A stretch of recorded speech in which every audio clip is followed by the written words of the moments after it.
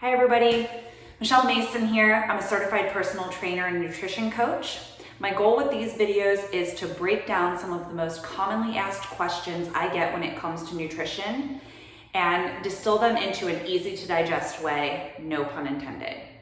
If you watched the last video, you know that I broke down what the heck macronutrients are and how they can play a role in your diet. So today I wanted to take that one step further and talk about how to start tracking your food, as well as some of the most commonly asked questions I receive when it comes to people who just start tracking and are feeling really overwhelmed by the process. Okay, so here we go. You say you're ready to start tracking your food. There's a variety of apps out there. You can use any number of them for free. I personally prefer MyFitnessPal. That's the one that I have my clients use as well, because I think that the database is the most comprehensive.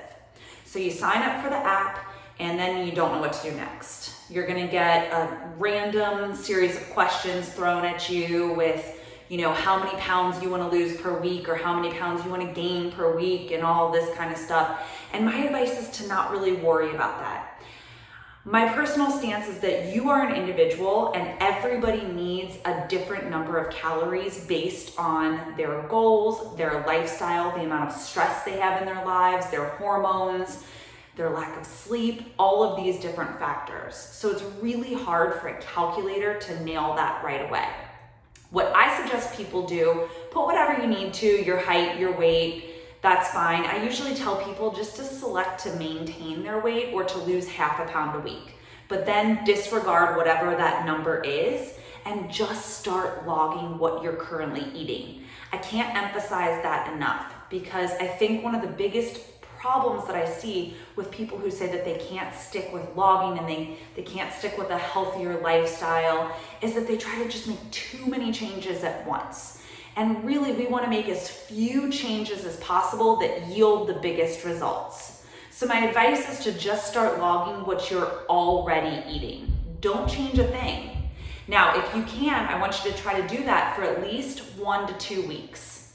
The thought process being, if you log everything consistently, you're going to get a good picture of what you're currently eating on a daily basis and where there's room for improvement. What you would also ideally do in that case is you would weigh in the first day. If you're tracking scale weight, which if you're not, that is a-okay. There are definitely other ways that you can take care of your, progress. But just for today, we're gonna talk about just using the scale. So let's say you weigh in on day 1, you start logging. You log everything that you eat without changing a thing. You're just honest about your amounts, what you're putting in your mouth, what you're drinking, all of that stuff. Then at the end of that week or 2 week period, you check again, and if your weight is the same, then you know, okay, cool, the number of calories that I'm eating, you have that data now, you can see what it takes to maintain your weight. If you've lost weight, then cool, keep going. You know that you're already in a caloric deficit, which is what's required to lose weight. This same thing can be said if you're trying to put on muscle or gain weight. You would just need to eat a little bit more. If you were putting on weight, you would know that things are going in the right direction. So let's assume that you've weighed in on day 1, you tracked everything you ate for a week or 2, and then you weighed in again and your weight is exactly the same. From that point, I would recommend making a small cut in calories. So take whatever that number is, you can set the number manually, you do not have to go by what MyFitnessPal says. You can knock off 100 to 250 calories and then go from there, okay? And if you start eating that number of calories, you should start to see the scale going down. Now, if that sounds simplistic, it's because it is. This is one of those things that everybody wants to overcomplicate. And it's not that it's complicated, it's actually very simple. It's just really hard because it requires patience and it's not a fast process, unfortunately. But this is how you do this in a way that is sustainable and that is not overwhelming. Because taking 100 to 250 calories out from what you're already eating is far less obtrusive or difficult than suddenly overhauling everything, let's say, and doing a Whole30, for example. Okay, so the next thing I want to talk about is, let's say you've gotten comfortable now, you understand about how many calories your body needs to do whatever it is you want it to do. Okay, then I recommend that people start to pay attention to protein. Rather than thinking about all of the macros at once, and again, just really overwhelming ourselves with a lot of extra work to do, start by focusing on the protein, because that is the one that's going to yield the biggest results no matter what your goals are. Remember, we talked about last week whether you wanted to focus on performance, how you do in a sport, or aesthetics, your body composition, or your health. Protein is the common factor that is going to be beneficial to all three of those goals.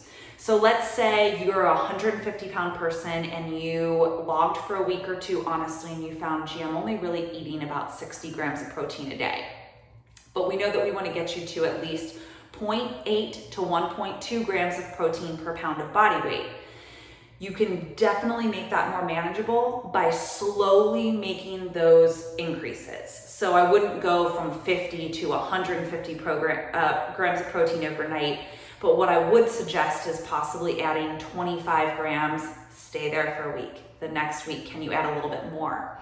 And once you get used to taking care of the calorie piece, logging the food and seeing how, roughly how many calories what you eat is, it can become easier to plug in that protein and hit those numbers. So if you know that you have 2,000 calories to play with and you're aiming for 150 grams of protein, you can start to plug in the protein numbers first, which is what I recommend people do. So, okay, I know I'm gonna have eggs and this, whatever, for breakfast. Lunch, I'm having 4 ounces of chicken breast and a yogurt. Dinner, this, and so you can kind of play macro Tetris to get to those numbers. Once you do that for a while, then you can start to add in the other elements. So I hope that makes sense, because I think that that's just an easier way to approach it that is not quite so scary, right? Again, it's not a quick fix by any means, but it definitely is a process that is way more sustainable and will help you stay with it long-term in a far less overwhelming way. Because I think that the data can be really useful even if you're only logging for a short period of time. Okay, because then you start to see what changes your body makes, what foods agree with you, and how to get to those numbers easily. Another tip that I have for you to make that even easier without having to so obsessively, run to your phone or your computer every time you log a meal is to find 3 to 5 meals that work for you for each meal of the day and just simply rotate through those. Now, that's probably a boring answer for a lot of you, especially foodies who love, cooking up new concoctions in the kitchen, but I've talked about this before. I really think that simplicity goes a long way. I personally rotate through the same 3 breakfasts just because it's easy. I know exactly how many, grams of everything is in there. Same thing for lunches, same thing for dinners. At least when it comes to protein, you can always sub out veggies and things like that to get more variety in your diet. So hopefully that helps. The last thing I want to mention is when people start logging, they always ask, do I get to eat back all those calories I burned through exercise?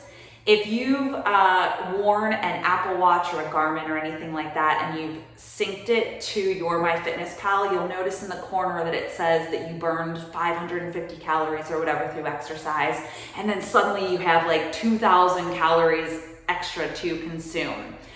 No, unfortunately, do not eat back those calories.